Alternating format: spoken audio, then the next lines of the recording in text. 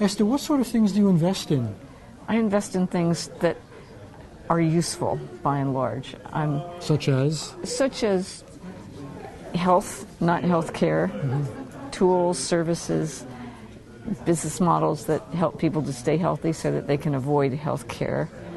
I invest in, quote, human capital, which means everything from helping people to train themselves, education, but not simply trading jobs, not just job boards, but things that actually take human beings and help them to become better, more fulfilled, more productive workers.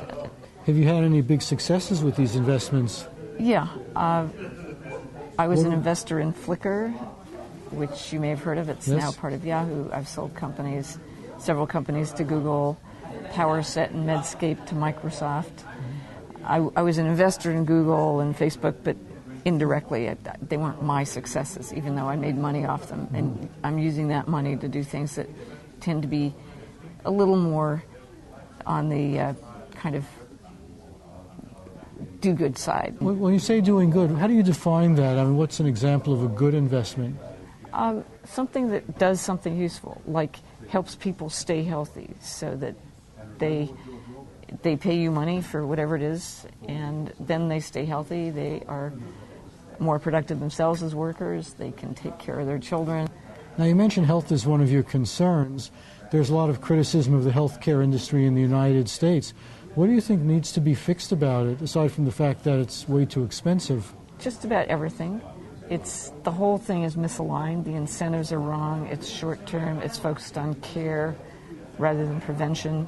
To fix the healthcare system, we need to do what's beginning to happen, which is pay for health rather than pay for incidences of care, and that will realign the incentives towards health. What do you think is the biggest health problem in this country? People's own behavior.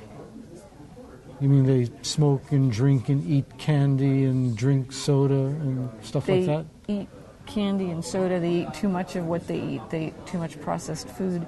And they're being influenced to do that by advertising, by the people around them, by what they're served at school, by what they're served even at fancy conferences like this one. Now, do we need a better attitude on the part of food makers who say, well, we know people love this stuff and we can make a fortune selling it, but it would be bad for people's health, so we'd rather not sell it? Most food companies are beginning to be at least sensitive to this issue. I mean, yeah, you walk out of here and you look at the food desert and you know it's a long time before that happens. But the conversation is starting, and I'm adding my voice to that conversation. Now, I understand that you're doing some investing in Russia. What's that about? I have a competitive advantage in Russia because not that many people there understand the dynamics, not just of starting, but also scaling a business. Is Russia a good place for American investors? It's great because as an American, I see every problem as an opportunity. And Russia has lots of such opportunities. But that's sort of a joke. They really do. It's very, very smart people, not really a good business climate, not a lot of business skills. And so anybody who can build a company that actually works provides huge benefit to the Russian market and can make a lot of money. Now, do you simply invest to get companies started, or do you play an active role in running the companies?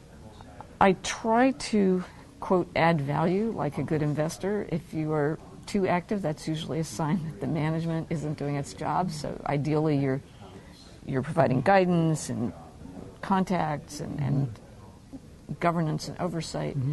On many occasions, unfortunately, I have to get fairly involved. Do you need to speak Russian to operate effectively over there? You do, and I do speak Russian. Now, why are you doing it in Russia? Is there a lack of opportunities in the United States? Oh, no, I'm doing it in the U.S. as well. But I travel a lot. I like the diversity of both places, and then I also spend a lot of time in other places. I was just in Thailand.